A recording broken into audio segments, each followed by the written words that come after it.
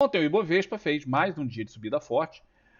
Depois, é o terceiro dia. Acabou que o volume, que originalmente era para ser um volume mais baixo, conforme estava projetado pelo Profit, não se concretizou. Foi um volume muito bom, um volume na média, portanto a força da subida, que originalmente a gente estava falando, ó, isso aqui estava caindo, mas ainda faltava o dia, e a projeção não era lá de grandes coisas, acabou que se manteve bem, então a força da subida pela parte do volume se mantém bem. O ponto é, não superou este topo. Observa que chegou exatamente nele, que é dado por isso, dado por isso, dado por isso, e parou exatamente no lugar, parou ali no milímetro. Tá? Essas coisas acontecem mesmo, tá? Não parece bobagem, mas não é não. Tá? O troço é no milímetro. E parou aqui. Portanto, não temos ainda a destruição dessa tendência de baixa.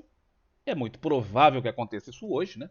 Dada essa movimentação, é muito provável, mas não aconteceu ontem. Então a gente só pode especular que é provável que vai acontecer, né? Mas pode, ao mesmo tempo, pode emendar um candle gigante assim, ó, imediatamente aqui e arrebentar com tudo. Não temos como saber, mas a probabilidade é muito grande de que feche acima desse ponto e aí então a tendência de baixa vai estar, vai ter sido morta, né? Acabou. E aí a gente vai ter que aguardar pela definição. Não, porque isso aqui não é uma tendência, isso é uma movimentação. Tendência precisa ter pivôs. Então não tem. Isso aqui não tem pivô nenhum. Aí vamos ver o que, vai acontecer no futuro. Mas o movimento está sendo muito forte, muito interessante nessa subida, que é um repique dentro de uma tendência de baixa. Mas, tendo em conta isso, ontem, depois que eu fiz o programa ao vivo, e eu fiquei olhando para ver como é que ia resolver esse negócio aqui, né? Porque podia ter entrado mais pressão compradora, mais pressão vendedora. Eu fiquei ali olhando, acompanhando um pouquinho. Eu montei operações direcionais para baixo em BOVA 11. Aí você vai falar, pô, Campos, mas está subindo forte, cara. Por que você vai fazer um negócio desse? Bom, porque, primeiro, eu gosto muito de operar volatilidade. Embora seja direcional, aqui nesse caso eu estou operando a volatilidade da ação através da direcionalidade das opções. Tá? Então isso é possível de fazer, foi o que eu fiz. E eu quero pegar. Lembra que eu já tinha falado que eu tinha montado muita coisa aqui em cima e eu vinha desmontando quando aconteceu aqui. Então eu desmontei boa parte das minhas operações em BOVA, tá? Principalmente algumas que eram mais curtas, porque eu montei curtas e curtas assim, entre aspas, né? Curtas eu montei isso aqui lá em julho. Então curtas eram para novembro e tinha outras para dezembro e tinha outras para janeiro. A tentativa de buscar toda a congestão até aqui. Ou melhor, desculpa, até aqui embaixo. O movimento está sendo muito mais lento do que eu gostaria, né? E aqui já deu, não chegou nos 50% do movimento, chegou muito perto. E foi naquela situação toda eu resolvi matar uma parte, aquelas que são mais curtas e que estavam num bom lucro aqui. Então eu refiz parte delas. Tá? E se isso aqui movimentar até essa região, eu vou refazer a outra parte. Tá? E agora eu vou jogar para janeiro, fevereiro, março, entendeu? Vou jogar lá para frente. Cara, eu odeio as atualizações do Windows. Odeio, odeio, tá? Odeio. E agora, hoje atualizou e resolveu fazer essa gracinha, botar agora uns avisos aqui toda hora de babaquice. Que eu vou ter que mexer. Atualizou, sei lá, tem 10 minutos ou 15. Então ainda não deu nem tempo de eu descobrir como é que desfaz isso. Então, essa é a minha perspectiva. E aí tem uma ideia do que eu vou fazer, mas a análise do Ibovespa é essa.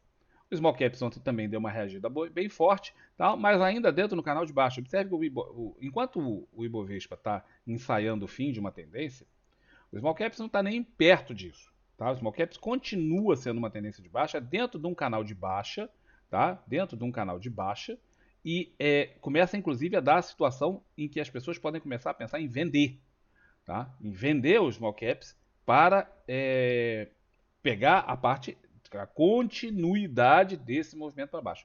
Enquanto não sair desse canal, o movimento é para baixo, tá? O canal continua valendo. Então, muita atenção nessa diferença grande de perspectiva entre o Ibovespa e os small caps, que já acontecia antes e continua acontecendo.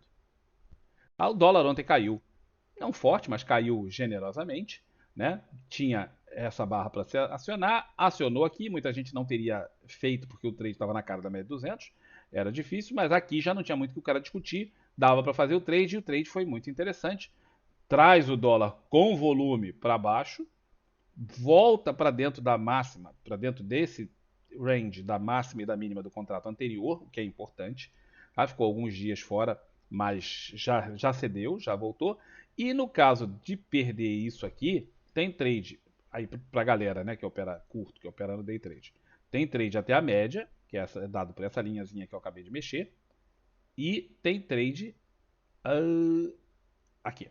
Tem trade até a média e para o pessoal do swing trade, que vai operar um pouco mais longo, que vai operar tal, ficar de barbas de molho, porque apesar de estar corrigindo com muita força, né, só vai falar assim, não, é venda mesmo, tem que fechar dentro da congestão, aqui dentro, e ter follow-through. Tá? Isso provavelmente vai acontecer quando perder essa mínima desse candle, que também é o pivô anterior.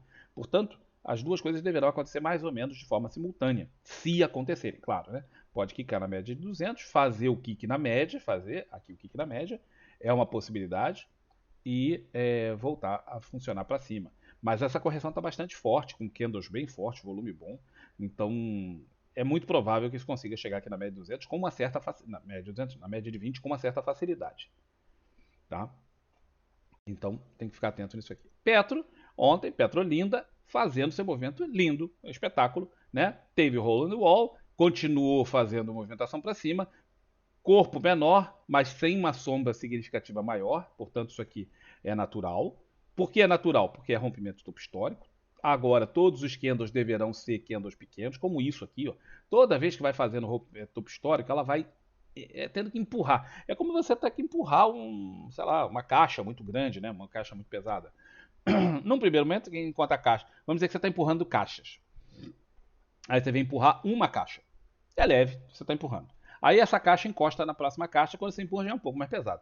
Na hora que juntar 5, 6 caixas ali, meu irmão, é ruim de empurrar. Você pode até conseguir empurrar, mas é ruim, vai ficando muita resistência. É o princípio que acontece mais ou menos por aqui. Né? Essa subida é sempre difícil, porque é topo histórico. Então encontrar esse tipo de padrão assim ó, é muito comum. Tá?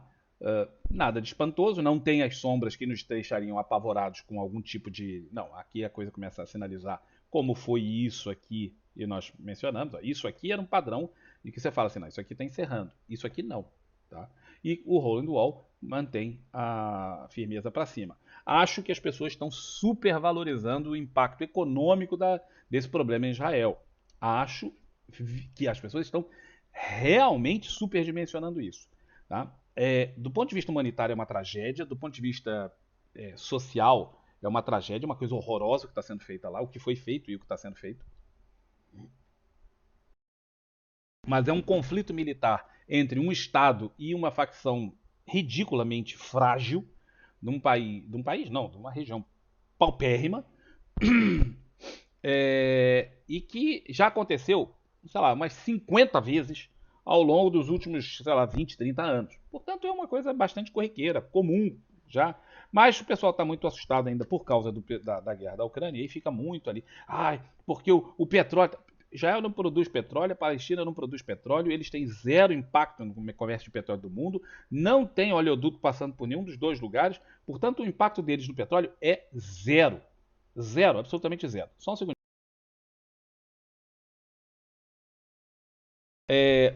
Isso aqui, muito dessa especulação tal, se deve àquele negócio. É no Oriente Médio. É no Oriente Médio, cara, mas o Oriente Médio é um lugar bastante grande.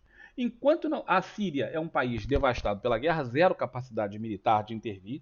O Líbano é um país que está destruído do ponto de vista econômico, tá arrasado, não tem capacidade de fazer intervenção. A Jordânia e o Egito são países que têm boas relações com Israel, não vão se meter nisso, até porque eles não querem que o Hamas cresça. O Hamas é um pária no mundo, inclusive para os países árabes. O único país que efetivamente que tem potencial para influenciar nisso aí é o Irã. E o Irã está longe de Israel, bem longe de Israel, fisicamente. Então, intervenções podem ser econômicas através do Hezbollah, através do apoio financeiro para o Hamas, mas isso se mantém ali uma coisa limitada. Eu vejo uma espetacular especulação em relação a tudo isso. Não que seja ruim, porque eu estou tirando proveito dela, mas que acho que todo mundo tem que ficar muito atento que isso aqui, ao contrário da guerra da Ucrânia, que efetivamente tem capacidade de interferir na economia mundial, como teve, graças à produção imensa de petróleo da Rússia, que foi bloqueada parcialmente, e a produção imensa de cereais e alimentos da Ucrânia, que também foi bloqueada parcialmente, aquilo impactou severamente o mundo. Israel e a Palestina, não, caramba, Gaza, exato, obrigado. E Gaza são absolutamente irrelevantes do ponto de vista da economia mundial. Tá? Embora, volte a ressaltar, é uma tragédia do ponto de vista humano o que está acontecendo lá. Especialmente o que os caras fizeram dentro de Israel é uma coisa assim absurda, absurda, absurda. Não existe justificativa para as pessoas decapitarem crianças e mulheres. Não existe justificativa para os caras raptarem pessoas que estão num festival de música e usarem como escudo humano. Matarem muitos e usarem como escudo humano. Não há justificativa para isso, por pior que seja o seu inimigo. Uh, a Vale. A Vale vem mantendo aqui um padrão, começando a fazer um padrão de congestão nessa região, mas está horrorosa de operar porque ela tem esse alargamento e agora tem uma congestão e gaps abertos. Cara, isso está um caos para operar, está muito ruim. Muito ruim. A minha melhor sugestão para todo mundo é ficar de fora. O cara que falar, eu vou operar a congestão. Essa congestão aqui tem menos de 5% de tamanho, portanto é muito difícil de operar. Tá? Não é uma congestão fácil de operar. Pode ser operada, tranquilo, você é bom de congestão, beleza, manda bala. Mas não é daquelas congestões legais para operar. Tá? Então a Vale está mesmo difícil de operar, a não ser que você seja um investidor de longo prazo para a Vale, não é uma boa ideia se meter com ela, tá? Porque não está num momento bom, está um momento mesmo horrível para ser operado. Tá? Então, Vale não há muito o que falar, tá na congestão. Se você falar que vai operar a congestão, é perdendo essa mínima para trazer até aqui. Mas observe que isso é muito curtinho. O espaço é muito, muito pequeno. Tá? Muito, muito pequeno. Tá? Até no intraday não está tão fácil de operar Vale, porque ela abre com gaps e depois não se mexe. Ela abre um gap, fica meio que andando de lado quase que o dia todo e faz algum movimento no final do dia. Tá ruim mesmo de operar Vale. O SP500 ontem deu essa reagida. Observe que isso aqui era uma tendência de baixa, continua sendo uma tendência de baixa. Fez um 1, 2, 3. Isso não é operável, porque o 1, 2, 3 é operável apenas na direção da tendência, e aqui não está na direção da tendência. É muito fácil de ver, porque é só você olhar as médias e se você tem alguma dúvida, olhe para as médias. Todo mundo está apontando para baixo, exceto a média de 200. Então isso aqui não é operável. A tendência tem tudo para se perpetuar até que feche aqui em cima. Tem que fechar acima disso. A hora que fechar acima disso, aqui, essa tendência se encerra, tá?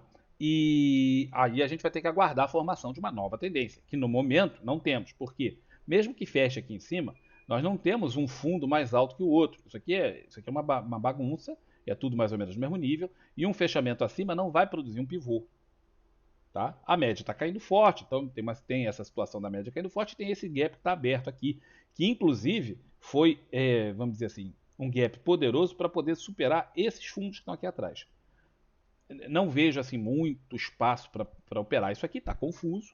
Até aguardar o desenvolvimento, tem que fechar ali em cima, como eu disse, e superar a média, né? Porque se fechar aqui em cima, tem a média imediatamente na tua cara. É muito ruim operar na cara da média de 20 contra ela, né? Se você quiser operar a favor dela, show de bola.